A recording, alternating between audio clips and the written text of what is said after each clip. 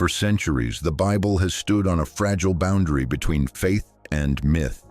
For believers, it is the revealed word of God. For skeptics, it is merely a collection of stories passed down orally and later written down through the imagination of ancient people. But modern archaeology has forced both sides to pause and rethink. In the 20th century in the Middle East, archaeologists discovered a stone tablet that at first seemed insignificant. Inscribed on it was a name once believed to exist only in the Bible: Pontius Pilate, the Roman prefect who ordered the crucifixion of Jesus Christ. This discovery sent shockwaves through the academic world because it proved that at least some figures in the Bible were real people involved in real events. From that moment, a dangerous question emerged. If the Bible is correct in details that seem small, could it also be correct in the much larger stories? The greatest and most controversial of those stories lies at the very beginning of the book of Genesis. Let there be light is science moving closer to religion. The book of Genesis describes the first moment of the universe with a simple statement. In the beginning, everything was darkness, and then light appeared. For thousands of years, this line was regarded as purely religious symbolism. But in 1964, two physicists, Robert Wilson and Arnold Penzias, while testing a microwave antenna in New Jersey, detected a strange noise coming simultaneously from every direction in the universe. Today, we know this phenomenon as the cosmic microwave background, the oldest light ever detected emitted about 380,000 years after the Big Bang. Before that moment, the universe truly was completely dark. This does not prove that the Bible is a scientific textbook, but it creates a thought-provoking coincidence. Ancient people described the universe in the closest way they could to the truth they were capable of understanding. The famous science fiction writer and atheist Isaac Asimov once wrote that we should not mock the authors of the Book of Genesis. In his view, they gathered the best knowledge available in their time to explain something that science still cannot fully answer today: why the universe exists at all.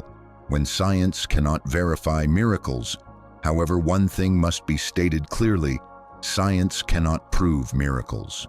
The creation of the world in 7 days, humans formed from dust, the original immortality of Adam and Eve, all of these lie beyond measurement, experimentation, and data. And for that reason, if scholars wish to examine the book of Genesis seriously, they must change their approach. They do not ask, are the miracles real? Instead, they ask, which elements of the story could have originated from real events? In other words, they temporarily set God aside and focus only on geography, humanity, and nature. The most suspicious detail: where did humans first live? The book of Genesis is not vague on this point. It clearly states that the first humans lived in the Garden of Eden, watered by 4 rivers. Among them are 2 familiar names: the Tigris and the Euphrates, real rivers that flow through Mesopotamia. It is no coincidence that Mesopotamia is called the cradle of human civilization. It was here that the first Sumerian cities were built. Agriculture, writing, and law all emerged in this region. This has led many scholars to propose a hypothesis. What if the Garden of Eden was not a supernatural paradise, but a blurred memory of a fertile, abundant land, the place where humans first settled? Yet the moment this idea appears, it collides with a major obstacle: modern anthropology. Fossil evidence shows that the ancestors of modern humans did not originate in the Middle East, but in Africa, thousands of kilometers away from Eden. So who is right, the Bible or science? If the Garden of Eden was not a supernatural paradise, but rather a faded memory of a fertile land that once existed, then the next question becomes unavoidable. What happened that caused Eden to disappear? The answer given by the book of Genesis is an unprecedented catastrophe: the Great Flood. The whole world was submerged, but whose world? According to the Bible, the floodwaters covered the entire earth, including the highest mountain peaks. Only Noah, his family, and the living creatures aboard the ark survived. The problem is, this modern science shows that such a scenario is impossible. To submerge the entire planet up to the height of major mountain ranges, Earth would require at least 2 additional oceans worth of water to pour down within 40 days and nights, an outcome that is physically impossible. But if ancient people were not referring to the entire Earth and instead meant the entire world as they knew it, then the story suddenly becomes far more plausible. Mesopotamia, a land of catastrophic floods. Mesopotamia, the land between the Tigris and Euphrates rivers, was the heart of ancient civilization. But it also carried a curse: flooding. Unlike the Nile with its relatively predictable flood cycles, the Tigris and Euphrates were prone to sudden, violent, and highly unpredictable floods. Archaeological evidence shows that throughout history, this region experienced floods large enough to submerge hundreds of square kilometers, wipe out multiple cities at the same time, turn familiar landscapes into vast seas of water. For an ancient Mesopotamian who survived on a boat and looked out to see nothing but endless water, the conclusion would have been simple: the entire world has been destroyed. Today, archaeologists estimate that the largest floods in Mesopotamia could have covered areas with a radius of 160 to over 300 kilometers, enough to destroy every major settlement of that era. Noah, a historical figure or a symbol. In this context, Noah no longer resembles a purely mythical character, but rather a survivor of a real catastrophe. If the Great Flood was a regional event, Noah could have been a tribal leader, a wealthy individual who owned a large vessel, or a figure revered by his community for saving his family and possessions. Over time, the story was retold, passed down orally, and gradually took on a divine character: a survivor, a man chosen by God, a large boat, a vessel that saved all humanity, a regional disaster, the end of the world. This pattern is not unusual. Nearly every ancient civilization has its own flood myth, from the Sumerians and Babylonians to India and China. The biggest problem: Noah's Ark. However, even if we accept that the Great Flood was real, another question immediately arises: could Noah's Ark actually have existed? The Bible provides remarkably detailed specifications: length 300 cubits, width 50 cubits, height 30 cubits, built from gopher wood. This is not a vague description. It reads like an engineering blueprint. If Noah were merely an ordinary farmer, constructing such a massive vessel would have been unimaginable. But if he were the leader of a community or a wealthy and influential figure, the scenario becomes far less implausible. Still, one critical question remains: could such a vessel withstand the floodwaters? And if it could, where did it go after the Great Flood?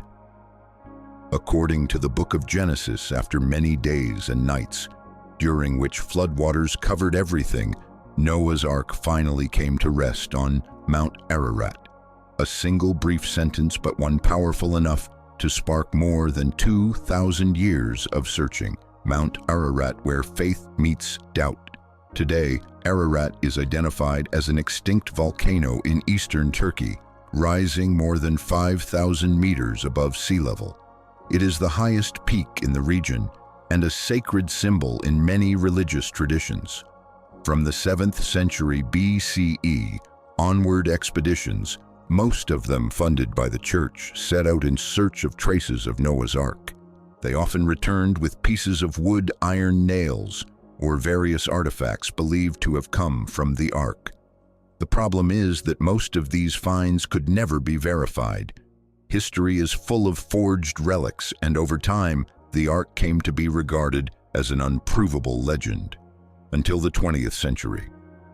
A shocking discovery on the mountainside. In 1948, a Turkish pilot photographed a strange structure on the slope of Mount Ararat, a massive boat-shaped formation embedded in rocky terrain. By the late 1970s, American explorer Ron Wyatt personally investigated the site. He claimed that the structure clearly resembled a ship. Inside were parallel lines similar to beams. Scanning devices detected regular metallic signals like rivets. Most striking of all, the length of the structure closely matched 300 cubits, exactly the length of Noah's Ark, as described in the Bible.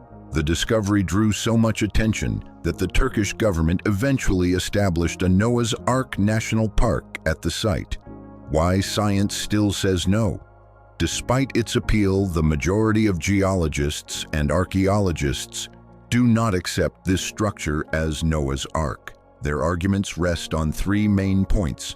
Geology. The Durapinar Formation has a composition and stratification consistent with natural geological processes. The supposed beams and rivets could simply be rare mineral formations.